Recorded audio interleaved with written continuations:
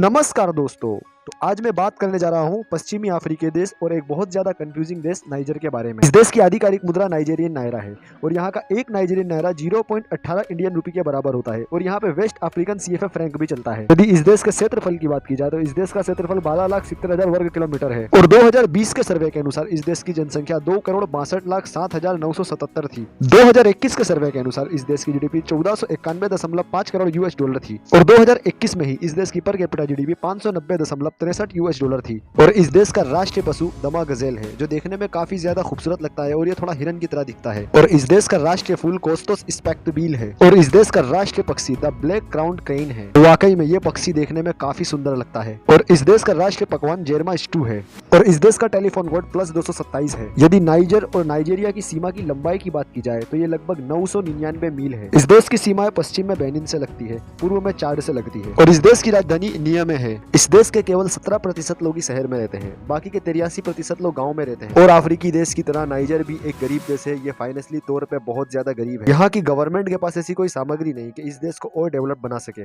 और आप इस देश की गरीबी का अंदाजा इस बात से लगा सकते हैं, अगर इस देश में बाहर देशों से फाइनेंशियली मदद आना बंद हो जाए तो ये देश एकदम रोड पर आ जाए। बेशक दोस्तों, अगर यहाँ गरीबी है तो यहाँ पे क्रिमिनल रेट भी बहुत ज्यादा होगा। इस देश के अंदर बहुत ज्यादा क्रिमिनल रेट है।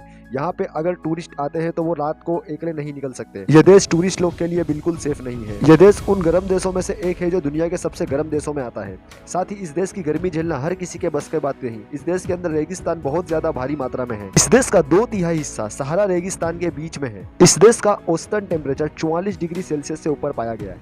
साथ ही अफ्रीका के बहुत सारे देशों में गर्मी रहती है, लेकिन नाइजर में कुछ ज्यादा ही गर्मी का प्रभाव है। यदि इस देश के नाम की बात की जाए तो इस देश का नाम रिपब्लिक ऑफ नाइजर है और इस देश का नाम नाइजर एक नाइजर रिवर के ऊपर से रखा गया है। नाइजर नदी अफ्रीका महाद्वीप की तीसरी सबसे बड़ी नदी है और इस नदी की लंबाई है 2597 माइल्स। ये अफ्रीका महाद्वीप में गिनी हाईलैंड से शुरू होती है और गिनी की खाड़ी पे ये नदी खत्म होती है। नाइजर रिवर का पानी दुनिया का सबसे ज्यादा क्लीन पानी माना जाता है क्योंकि ये सॉल्ट फ्री होता है। तो दोस्तों, अगर इस देश में साफ सफाई की बात की जाए तो ये देश बिल्कुल भी साफ सुथरा नहीं है। इस देश में बहुत सारी गंदगी होती है। इस देश के अंदर आपको ऐसी बहुत सी जगहें मिल जाएगी जो बहुत ज्यादा गंदी होती है और यहाँ के लोगों को इसकी कोई परवाह भी नहीं है। इसी वजह से नाइजर के लोगों में बहुत ज्यादा बीमारियां फैलती हैं। यहाँ पे 2 ऐसी कॉमन बीमारी है जो बहुत ज्यादा ही कॉमन है। जैसे इसमें पहले नंबर की बीमारी है मलेरिया।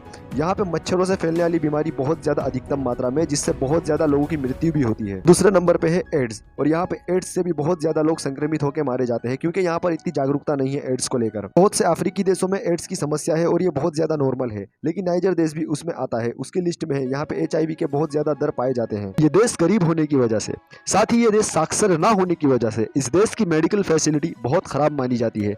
इस देश में मेडिकल फैसिलिटी सही ना होने की वजह से यहाँ पे कितने मरीजों की मौत हो जाती है। वैसे तो ज्यादातर अफ्रीकी देशों में मेडिकल फैसिलिटी सही नहीं होती, उनमें से ये एक देश शामिल है जहाँ की मेडिकल फैसिलिटी अच्छी नहीं है। और अफ्रीकी देशों की तरह इस देश का भी ट्रांसपोर्ट सिस्टम अच्छा नहीं है। इस देश की औसतन उम्र 15 वर्ष है। ये देश काफी यंग है, लेकिन इन्हें कोई अच्छा मार्ग बताने वाला नहीं है। बस यही कारण है, ये खराब लतों में पड़ जाते हैं और ये अपनी मौत को जल्दी अपने पास बुला लेते हैं। यहाँ के लोगों में नशा शब्द एक बहुत ज्यादा कॉमन शब्द है। यहाँ के लोग हर टाइप का नशा करते हैं और हाँ, यहाँ के लोग सस्ते नशे करने में भी बहुत ज्यादा आगे होते हैं। हर अफ्रीकी देश की तरह इस देश के अंदर भी यहाँ की औरतें बहुत ज्यादा कामकाजू मानी जाती हैं मर्दों के मुकाबले। इस देश में सबसे ज्यादा मनाया जाने वाला फेस्टिवल शोल्ट क्योर फेस्टिवल नाम का एक फेस्टिवल है।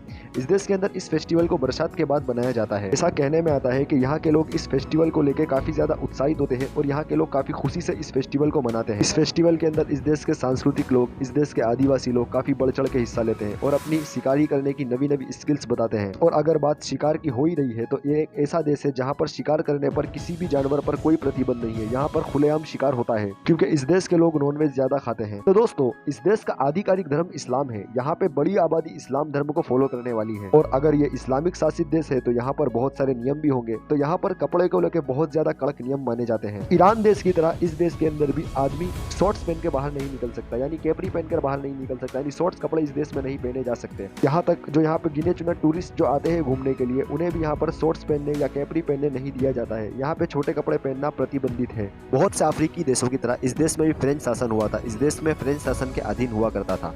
बस यही कारण इस देश की आधिकारिक भाषा फ्रेंच है और यहाँ पे और भी भाषाएं बोली जाती है और लगभग यहाँ के लोग सभी भाषाओं में एक्सपर्ट होते हैं। तो दोस्तों, जब वीडियो की शुरुआत हुई थी तो मैंने एक बात बात कही थी, कंफ्यूजिंग देश। तो दोस्तों ये कंफ्यूजिंग देश कुछ इस प्रकार से है।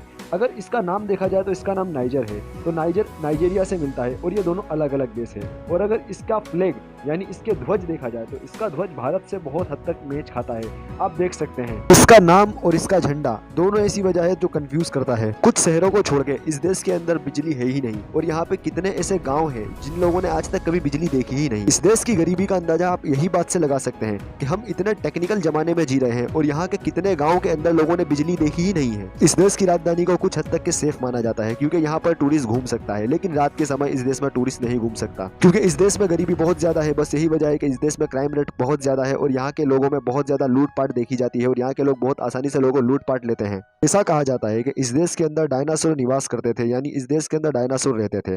दोस्तों उन्हें कहा जाता था नाइजेरोसोरस। कुछ समय तक इस बात को झूठा माना गया, लेकिन जब यहाँ पे उसके अंश बरामद हुए तो पता चला ये बात सही थी, यहाँ पर सही में डायनासोर पाए जाते थे। तो दोस्तों अगर इस देश के साक्षरता दर की बात की जाए तो ये देश काफी कम पढ़ा लिखा है। इस देश का साक्षरता दर केवल 27.29% है। बस यही वजह है ये देश इतना पीछे और इतना गरीब है और यहाँ पे क्राइम रेट काफी ज्यादा है। तो दोस्तों अगर आपका कोई प्रश्न हो तो आप कमेंट बॉक्स में मुझसे पूछ सकते हैं, मैं उसका उत्तर दे दूंगा। अगर आपको इसका पार्ट 2 चाहिए तो कह देना, मैं इसका पार्ट 2 भी बना दूंगा। तो दोस्तों अगर आप चैनल पर नए हैं तो चैनल को सब्सक्राइब करें, वीडियो को लाइक करें तथा अपने मित्रों के साथ इस वीडियो को शेयर करें और हमें इंस्टाग्राम पर फॉलो करें। आपका बहुमूल्य समय देने के लिए बहुत बहुत धन्यवाद। मिलते हैं अगली वीडियो में।